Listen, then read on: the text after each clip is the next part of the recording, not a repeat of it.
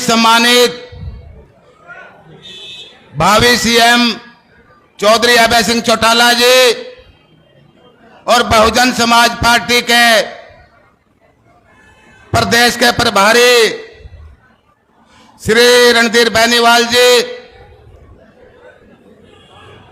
Indian national Lokdal के प्रदेश के अध्यक्ष भावी मंत्री रहे कलायत से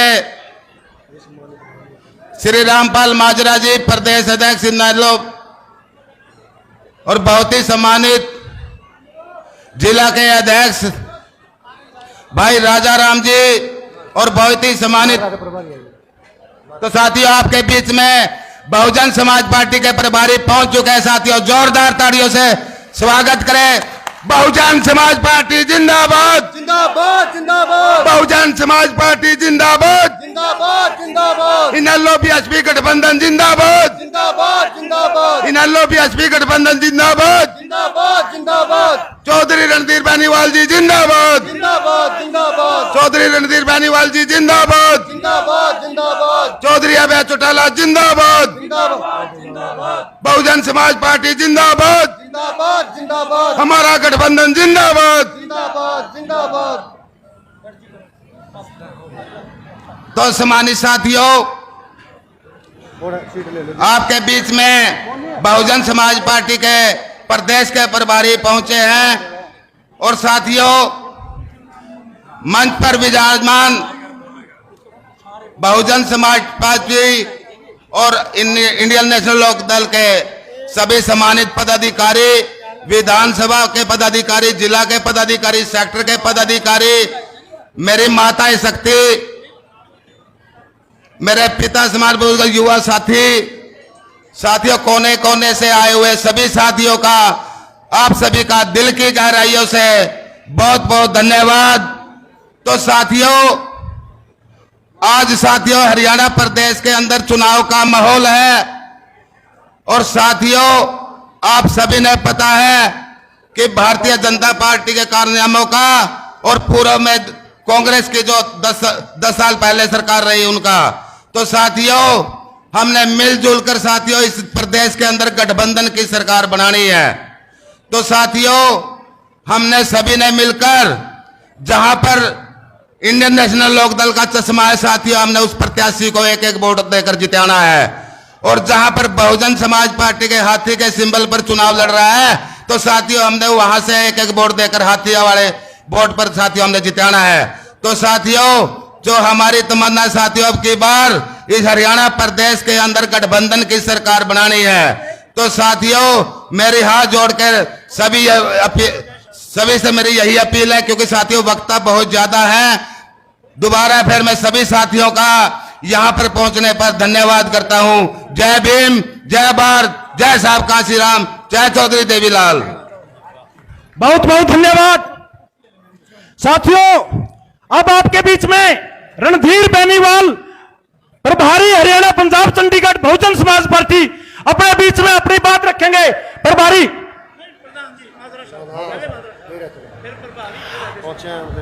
आपके बीच में हमारे इंडियन नेशनल लोकदल के प्रदेश अध्यक्ष चौधरी रामपाल माजरा जी आए और अपनी बात रखे। चौधरी रामपाल माजरा जी।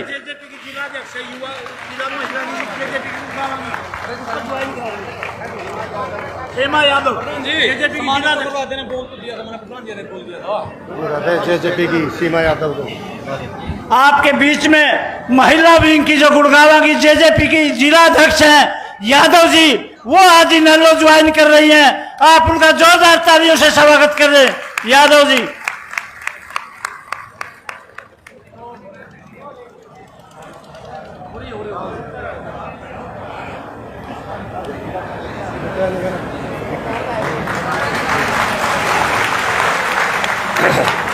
थोड़ी सी जगह छोड़ दो सबके लिए, थोड़ा अच्छा लगता है।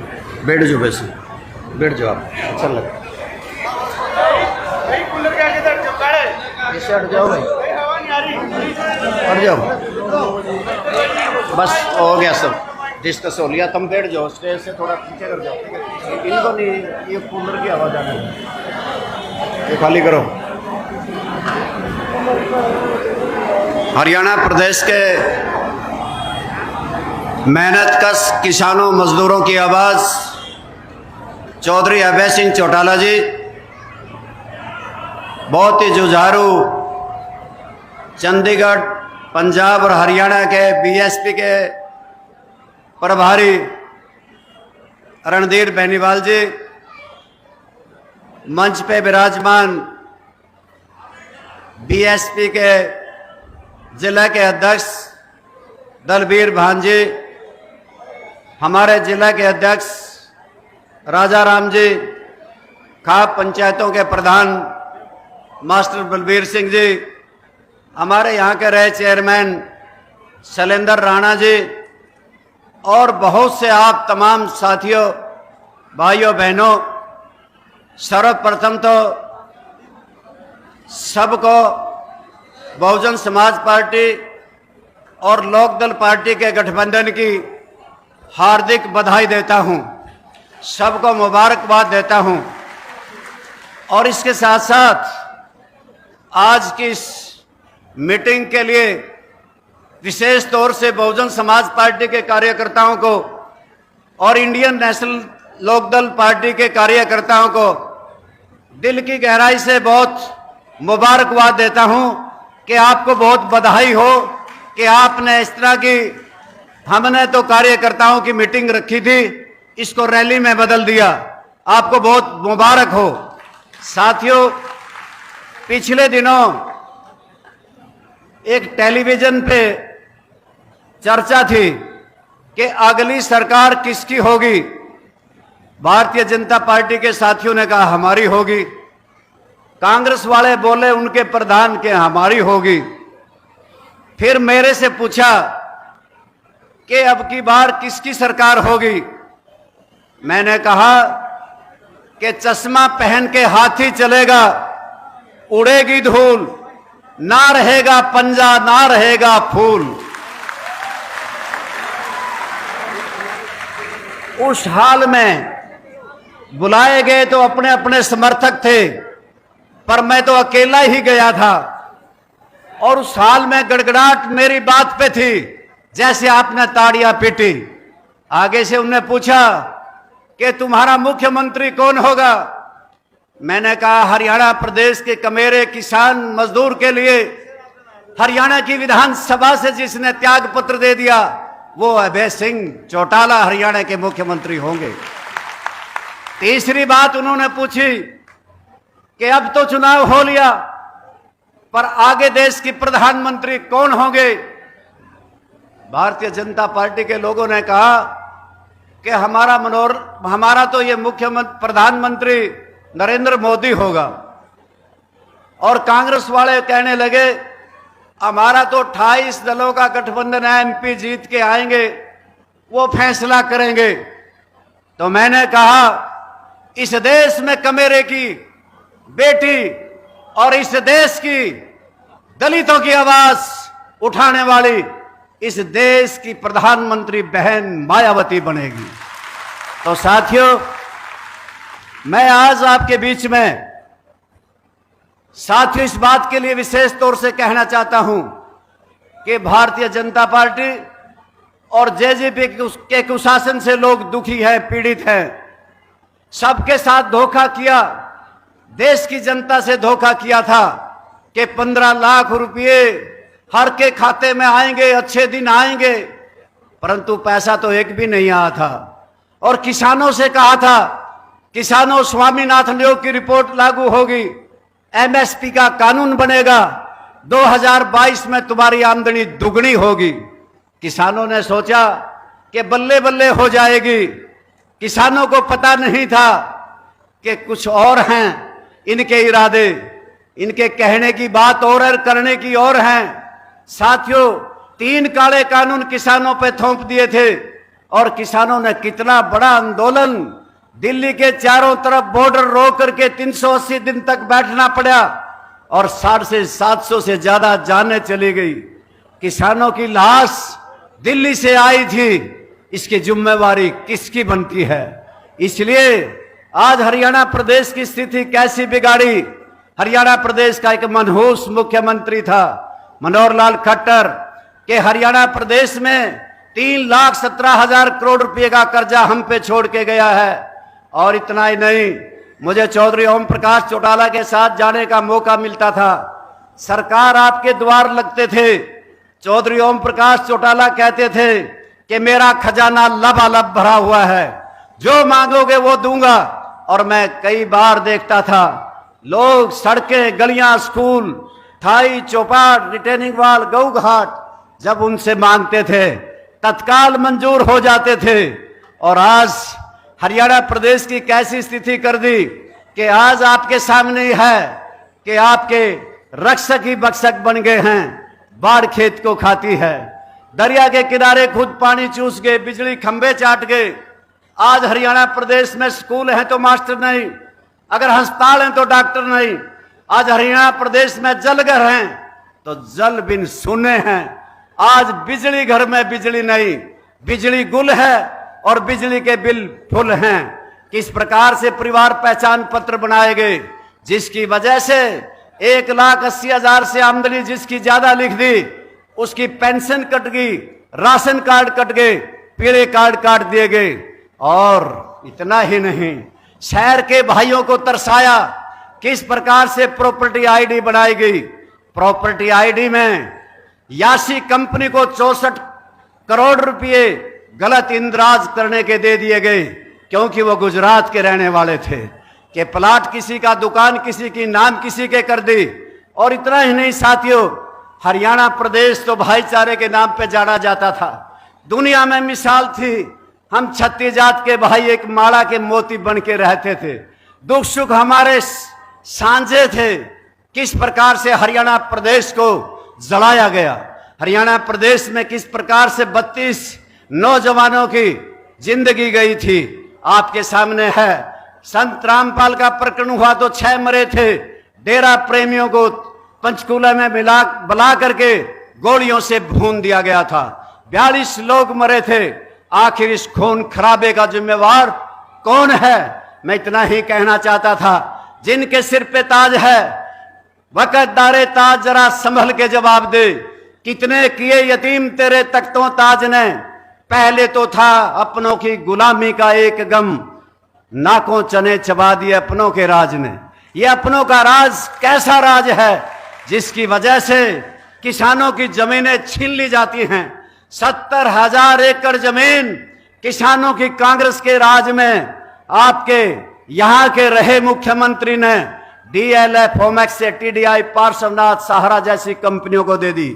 और इसी प्रकार से कांग्रेस के राज में जो लोग ये कहते थे कि हम तो संविधान बचाते हैं, संविधान की धज्जियां उस टाइम उड़ी थी, इस देश में इमरजेंसी लगी थी।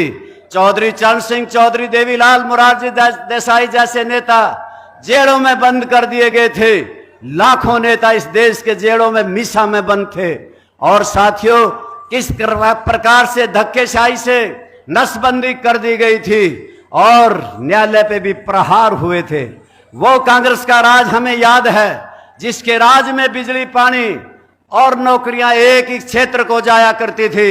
साथियों, ये हरियाणा प्रदेश आपका प्रदेश है, ये भारतवर्ष आपका प्रदेश देश है। और इस देश की आपकी कड़ी मेहनत से हमने रेलवे स्टेशन बनाए थे, हमने बंदरगाहें बनाई थी, हमने किस प्रकार से हवाई अड्डे बनाए थे, बीमा कंपनियां बनाई थी, सारी की सारी अडानी और अंबानी को दे दी। और जो कोई बेरोजगारी पे बोलता है, अगर कोई महंगाई और भ्रष्टाचार पे बोलता है, तो फिर ईडी, सीबीआई उसके पीछे लगा दी जाती है, जेलों में भेज दिए जाते हैं। हरियाणा प्रदेश के नौजवानों, आप याद करो कि चौधरी ओम प्रकाश चौटाला के राज में नौकरियां किस प्रकार से मिलती थी। और आज हरियाणा प्रदेश बेरोजगारी में नंबर 1 का सूबा बन गया है। हमारे वो बच्चे जो फूल से हमने पाल पलोस के बड़े करे थे, आज उनका हरियाणा प्रदेश की धरती से मोह भंग हो गया। डोंकी वीजा लेके 7 समुद्र पार जाकर के अमेरिका में, कनाडा में आज अपना पेट भरने के फिराक में हैं। हम पे तो एक फौज बची थी, ले दे करके फौज में हम जाया करते थे, वो भी ठेके पे दे दी। कह दिया अग्निवीर भर्ती होंगे, 4 साल के बाद घर आ जाएंगे, ना पेंशन होगी कि ना कैंटीन से सामान मिलेगा। और न ही किसी प्रकार की सुख सुविधाएं उन्हें मिलेंगी। साथियों, इसलिए कहना चाहता हूं, आपने भी सोचना होगा, कलैत विधानसभा के क्षेत्र से आए हुए भाइयों बहनों, आप सबसे इतना कहना चाहता हूं, आपको निशान यहां पे हाथी मिले तो हाथी का बटन दबाना, अगर चश्मे का मिले तो चश्मे का बटन दबाना आपकी इसमें खुशहाली लेकर के आएगा।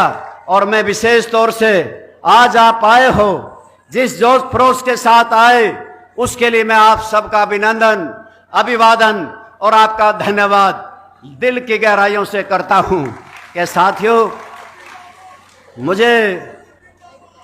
मुझे इस बात की उम्मीद भी नहीं थी कि आप इतनी भारी तादाद में आओगे। आज आप इतनी तादाद में आए हो, इसके लिए बीएसपी के कार्यकर्ताओं को, लोकदल पार्टी के कार्यकर्ताओं को, इन दोनों दलों के नेताओं को बहुत बहुत बधाई देता हूं। धन्यवाद। बहुत बहुत धन्यवाद हमारे इंडियन नेशनल लोकदल के प्रदेश अध्यक्ष चौधरी रामपाल माजरा जी।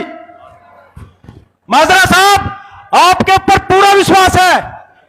इंडियन नेशनल लोकदल के कार्यकर्ताओं को और बहुजन समाज पार्टी के कार्यकर्ताओं को आपका 50 साल का एक्सपीरियंस और 40 साल का राजनीतिक संघर्ष अब की बार गठबंधन की सरकार बनाने में काम करेगा और युवाओं की और बड़े बुजुर्गों की आवाज को विधानसभा में पहुंचाने का काम करेगा।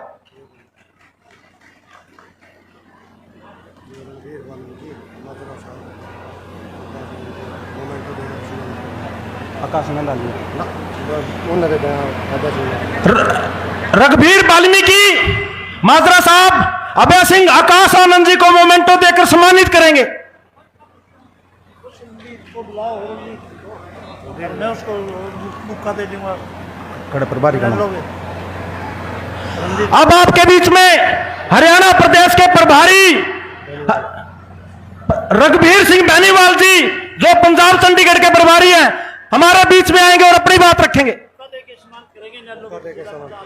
प्रभारी साहब को इंडियन नेशनल लोकदल के कार्यकर्ता बुका दे के सम्मानित करेंगे।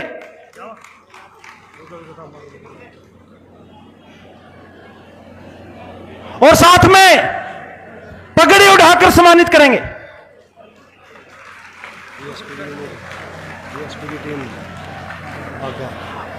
अब आगे